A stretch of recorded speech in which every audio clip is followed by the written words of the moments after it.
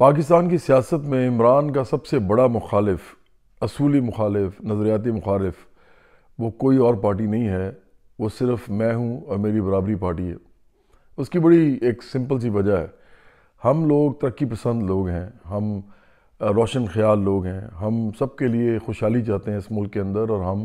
اس کے لیے اس ملک پہ زمینی اصلاحات کرنا چاہتے ہیں۔ ہم اس ملک میں انڈسٹریل ریولوشن یعنی زرعی انقلاب لے کے صنعتی انقلاب لے کے آنا چاہتے ہیں،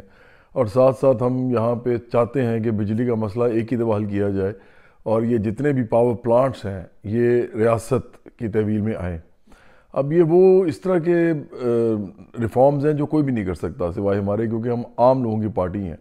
اور یہی بات عام لوگوں کو سمجھنا ضروری ہے۔ تو عمران جو ہے یہ تو وہ ہے جو مذہب بیچتا ہے، عمران وہ ہے جو پیری مریدی کے اوپر ووٹ لیتا ہے، اس کی بیوی جو ہے وہ بھی کوئی روحانی عملیات کر کر کے جو ہے اس نے اس کو جیل میں پہنچا دیا ہے، اور اس کے علاوہ پھر عمران انگوٹھیاں پہنتا ہے، سجدے کرتا ہے مزاروں پہ جا کے، وہ تسبیح پھیرتا رہتا ہے لوگوں کو دکھانے کے لیے، اصل اس کردار اس کا سب کو پتہ ہے۔ تو ایک تو اس کے ہم بہت زیادہ خلاف ہیں اس کے حوالے سے کہ یہ مذہب کو باقاعدہ استعمال کرتا ہے، اور مذہب فروش ہے، یہ ایک منافق مذہب فروش ہے عمران۔ پھر دوسرے نمبر پہ عمران جو ہے یہ اسی رولنگ ایلیٹ کا حصہ ہے، یہ 14 جدادیں ہیں اس کی پاس جو ہیں 2 بڑے گھر ہیں، تیسرا گھر بھی ہے، اور یہ اسلام آباد میں، اور یہ 2 بڑے گھر جو ہیں وہ ایک 8 کنال کا لاہور میں ہے اور ایک 300 کنال کا اسلام آباد میں بنی گالہ میں ہے۔ تو یہ تو وہی انہی لوگوں کے ساتھ اٹھتا بیٹھتا ہے، یہی اس کے دوست ہیں جو اس ملک کے اندر اس کے ذرائع پیداوار کے مالک ہیں۔ اس لیے ہمارا اس سے نظریاتی اختلاف ہے عمران کے ساتھ۔ ہم سمجھتے ہیں کہ یہ لوگوں کے ساتھ فراڈ کر رہا ہے، یہ بہت بڑا فراڈیا ہے، اور اس وقت اگر یہ سمجھتا ہے کہ میں جیل سے باہر آ جاؤں گا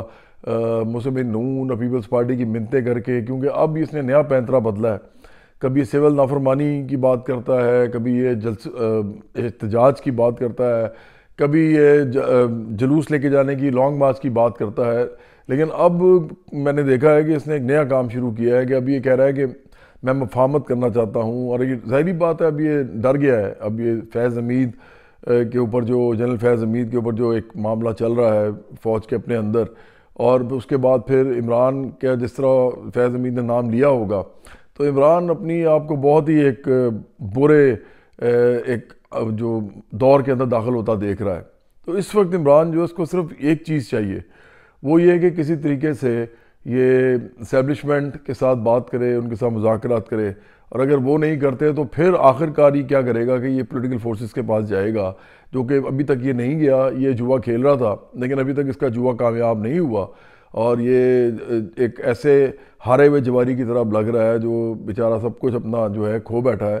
تو مجھے لگتا ہے کہ اب یہ منتیں کرے گا ان کی، اور یہ چونکہ جو سب رولنگ کلاس کے جو لوگ ہوتے ہیں نا، میں عام لوگوں کو یہ بات بتانا چاہتا ہوں کہ رولنگ کلاس کے جو لوگ ہوتے ہیں نا، یہ جو اشرافیہ ہوتی ہے، یہ جو کھرب پتی ارب پتی لوگ ہوتے ہیں، سرمایہ دار ہوتے ہیں، جاگیردار ہوتے ہیں، یہ لینڈڈ کلاس ہوتی ہے، مافیاز ہوتے ہیں، پھر قبائلی سردار ہوتے ہیں، پھر پیر و مرشد ٹائپ لوگ ہوتے ہیں، وڈیرے ہوتے ہیں، یہ سارے لوگ جو ہوتے ہیں یہ کبھی بھی ایک دوسرے سے علیحدہ نہیں ہوتے، ان کی اپنی اپنی پارٹیاں ضرور ہوتی ہیں، اور یہ ایک دوسرے کے خلاف حرکتیں بھی کرتے ہیں، اور یہ ایک دوسرے کو تنگ بھی کرتے ہیں، یہ بدلے بھی لیتے ہیں، یہ اپنا گلہ جو ہے، شکوہ جو ہے وہ لوگوں کو اندر کر کے بھی کر لیتے ہیں، مطلب قید کر دیتے ہیں ان کو، لیکن یہ پیچھے اس حد تک نہیں پڑتے کہ یہ ان کی پراپرٹیز پہ قبضہ کریں، یا یہ ان کے جو بھی ذرائع پیداوار ان کے پاس ہیں اس کے اوپر ہاتھ ڈالیں، کیونکہ یہ لوگ اسی طبقے سے ہوتے ہیں، اگر یہ کسی پہ ہاتھ ڈالیں گے تو پھر وہ بھی ان کے اوپر ہاتھ ڈالیں گے، تو اس لیے یہ یہاں پہ آ کے سارے ایک ہو جاتے ہیں۔ تو عمران کو شاید یہ لوگ پھر سپورٹ کریں، اور عمران شاید پھر باہر آ جائے اور پھر دوبارہ سیاست کرے، لیکن ایک بات میں آپ کو بتا دوں کہ ہم کسی صورت میں عمران کے ساتھ کبھی نہیں جائیں گے، کیونکہ ہماری لڑائی اس کے ساتھ نظریاتی لڑائی ہے۔ ہم لوگ اس ملک کے اندر ترقی پسندی چاہتے ہیں، یہ اس ملک کے اندر لوگوں کا بیڑا غرق کر رہا ہے ہر لحاظ سے، یہ غربت پیدا کرے گا، مہنگائی پیدا کرے گا، جب بھی آئے گا یہی کرے گا، اس کے پاس نہ عقل ہے، نہ ٹیم ہے، اور نہ اس کے پاس کوئی نظریہ ہے۔ ہم لوگ ایک سمجھتے ہیں کہ پاکستان کے اندر ایک ایسی فورس بنانی چاہیے عام لوگوں کی، جس میں مڈل کلاس کے لوگ ہوں، جس میں ایسے لوگ ہوں جو کبھی سوچ بھی نہیں سکتے کہ وہ الیکشن لڑ سکتے ہیں، پروفیسرز ہیں، ڈاکٹرز ہیں، انجینئرز ہیں، پھر ادیب شاعر ہیں، شوبز کے لوگ ہیں، پھر سپورٹس کے لوگ ہیں، اس کے علاوہ بہت سارے شعبے ہیں، جیسے وکیل ہیں جو عام وکیل ہوتے ہیں، یہ نہیں جو تحریک انصاف کی وجہ سے جو ہے وہ تھوڑے بہت لیڈر بن گئے ہیں، ان کو تو آتا جاتا کچھ نہیں ہے، میں بڑے قابل وکیلوں کی بات کر رہا ہوں جو اس ملک میں ہیں، پھر یہ تو صحافی ہیں ایسے جو کہ بڑا جانتے ہیں چیزوں کو، ان سب لوگوں کو ایک دھارے میں لے کے آنا کہ وہ سیاست کے اندر اپنا رول ادا کر سکیں، یہ کبھی بھی نہیں کیا جاتا، کیونکہ یہ مڈل کلاس کے لوگ ہوتے ہیں، اور اس طرح کے وہ تمام لوگ جو ٹیکنیکل ریسورس بھی ہے، جیسے ایون جو کلرکس ہیں ہمارے جو تمام ڈپارٹمنٹس ہیں گورنمنٹ کے بھی جو ہوتے ہیں، اور پھر جو پرائیویٹ بھی ہوتے ہیں، وہ ان اداروں میں بھی جو لوگ کام کر رہے ہوتے ہیں، میں ان سب کی بات بھی کر رہا ہوں، اور میں مزدوروں کسانوں کی بات بھی کر رہا ہوں، محنت کشوں کی بات بھی کر رہا ہوں، ان کو کوئی لیڈر نہیں بناتا، تو ہماری پارٹی تو ان کو لیڈر بنانا چاہتی ہے نا، جب ان کو لیڈر بنائیں گے تو یہ تو کھڑے ہی ان کے سامنے ہوں گے جو رولنگ کلاس ہے،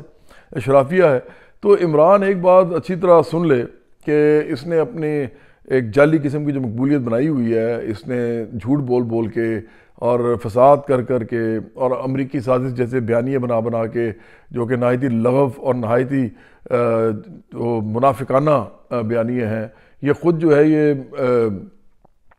امریکہ جو اس کے پاؤں پڑا ہوا آج کل، تو یہ امریکی سازش کا بیانیہ کیوں بنا رہا تھا؟ تاکہ لوگوں کو یہ اپنے ساتھ ملائے، کہے کہ جی دیکھیں جی میرے ساتھ کتنا برا ہوا، یہ ان کی ہمدردیاں سمیٹنا چاہ رہا تھا، اس میں کچھ حد تک یہ کامیاب بھی ہوا ہے، لیکن ابھی بھی لوگ اس کے لیے باہر نکلنے کو تیار نہیں ہیں، کیونکہ لوگوں کو بھی اندر سے پتہ ہے کہ اس آدمی کے ساتھ جانے کا کوئی فائدہ نہیں ہے، اس آدمی نے ہمیں کچھ نہیں دیا، یہ کوئی اور آدمی ہے یہ جو 300 کنال میں رہتا ہے، اور ہم جو ہیں وہ بیچارے عام لوگ ہیں جن کے پاس مکان بنانے کے پیسے بھی نہیں ہیں، جن کے نوجوانوں کے پاس اب، اور جن کے پاس اچھا علاج کرانے کے پیسے نہیں ہیں اب اس ملک میں، جن کے پاس اچھی تعلیم حاصل کرنے کا کوئی ذریعہ نہیں ہے، تو برابری پارٹی تو کہہ یہ رہی ہے کہ ہم مفت تعلیم اور مفت علاج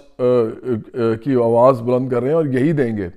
ہم جو لوگوں کو دیں گے وہ ایک باعزت روزگار ہوگا اور ہر ایک کے لیے روزگار ہوگا۔ اب یہ چیز کبھی کسی نے کہی نہیں آج تک، اور یہی وہ چیز ہے جس سے اس ملک کا پورا سٹرکچر بدل جائے گا، اس ملک کے اندر وہ جو لپیٹے جائیں گے جتنے بھی خانوادے ہیں سیاسی، اور برابری پارٹی عام لوگوں کو لے کے آئے گی سیاست میں، اور اس کے بعد حکومت میں، اور ریاست کا نظام بھی ہم چلائیں گے۔ تو میں یہ بلاگ صرف اس لیے بنا رہا ہوں کہ آگے آنے والے دنوں میں اگر عمران کو ریلیف ملا نون لیگ کی طرف سے یا پیپلز پارٹی کی طرف سے، یا اگر اسٹیبلشمنٹ نے بھی اس کے لیے نرم ہاتھ دکھایا اور اس کو دوبارہ لے کے آیا گیا سیاست میں یا ریاست کے انتظام میں یا حکومت میں، تو اس کی ایک ہی وجہ ہوگی، وہ یہ وجہ ہوگی کہ